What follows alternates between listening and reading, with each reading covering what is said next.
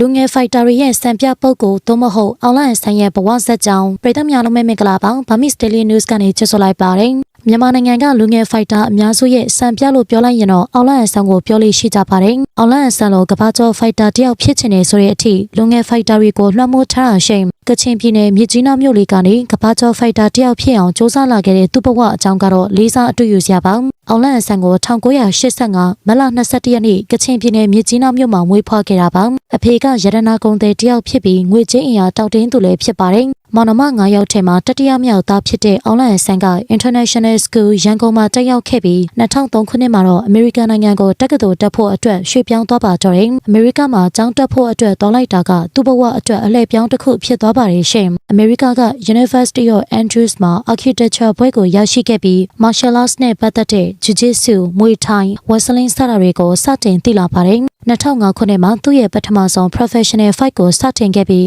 အစပိုင်းမှာတော့အနိုင်ထက်အရှုံးနေနဲ့တွေ့ခဲ့ရတဲ့အချိန်တွေလည်းရှိပါတယ်။ဒါပေမဲ့သူ့ရဲ့စိတ်ဓာတ်ကတစ်ချက်ကလေးမှမကျသွားပဲဆက်လက်စ조사ခဲ့တာရှင်။အွန်လိုင်းဆန်က1ချန်ပီယံရှစ်မှာ15ပွဲထိအနိုင်ရရှိပြီး middle weight တန်းနဲ့ light heavyweight တန်းတို့မှာကမ္ဘာချန်ပီယံဆု2ခုကိုရရှိခဲ့တဲ့မြန်မာနိုင်ငံအတွက်ပထမဆုံး MMA ကမ္ဘာချန်ပီယံဖြစ်ခဲ့တာကြောင့်သူ့ပွဲတွေကိုလူကြီးလူငယ်မရွေးကြားမမရွေးကအားပေးကြပါတယ်။အွန်လိုင်းဆန်ကိုနိုင်ငံတကာမှာ The Burmese Python ဆိုတဲ့နာမည်နဲ့သိကြတာပါ။သူ့ကို The Burmese Python လို့ခေါ်ကြတာကတော့စပက်ကြီးမွေလိုရစ်ပတ်ပြီးတိုက်ခိုက်တဲ့ပုံစံကြောင့်ပါ။အွန်လိုင်းဆန်ကတာမန်ဖိုက်တာတူမဟုတ်ပဲဝရိယရှိသူဇွဲမလျှော့တတ်သူဆိုတဲ့နာမည်တွေကိုလည်းရထားရရှင်။ဒါကြောင့်ပဲသူ့ကို MMA Legend of Myanmar လို့ခေါ်ကြပါသေးတယ်။မြန်မာပြည်သက်တွေကိုဘယ်ပွဲမှာဖြစ်ဖြစ်အားတက်စေခဲ့တဲ့ကချင်ဖိုက်တာအွန်လိုင်းဆန်က2025ခုနှစ်အောက်တိုဘာလ4ရက်နေ့မှာတော့ကစားသမားဘဝကိုနှုတ်ဆက်သွားခဲ့ပါတယ်။အောင်လာနဲ့ဆွီဒင်ဖိုက်တာတို့ရှင်ပြိုင်တဲ့ပွဲမှာအောင်လာကအနိုင်ရသွားခဲ့ပြီး1ချန်ပီယံရှစ်ကလည်းဒေါ်လာ9000 bonus ပေးခဲ့တဲ့အပြင်1 Hall of the Fame နဲ့မှာထည့်သွင်းလိုက်ပြီးဂုဏ်တူးဆောင်ကစားသမားဖြစ်မှတ်တမ်းတင်သွားမှလည်းဖြစ်ပါတယ်။1ချန်ပီယံရှစ်အဖွဲ့အစည်းက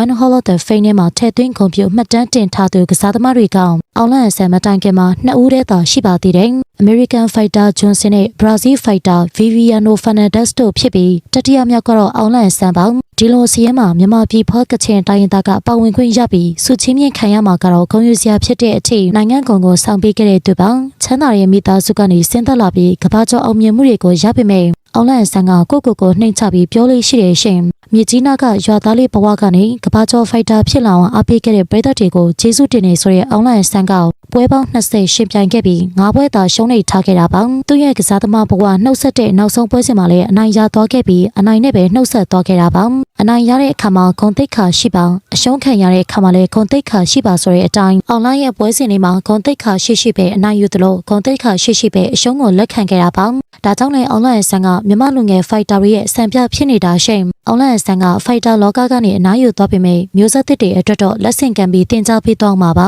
မြန်မာတွေအတွက်အမြဲတမ်းဂုဏ်ယူရစေမယ့်ကချင်ဖိုက်တာအွန်လိုင်းဆန်ကိုမြန်မာတွေကအမြဲတမ်းအမှတ်ရနေကြမှာပါရှင်လက်ကျန်ဘဝကိုလည်းချစ်ရတဲ့မိသားစုမြတ်နိုးရတဲ့ဝါသနာနဲ့အတူပျော်ရွှင်စွာဖြတ်သန်းသွားနိုင်ပါစေရှင်အားလုံးကိုကျေးဇူးတင်ပါတယ်နေ့ရက်တိုင်းအတွက်ပျော်ရွှင်ပါစေ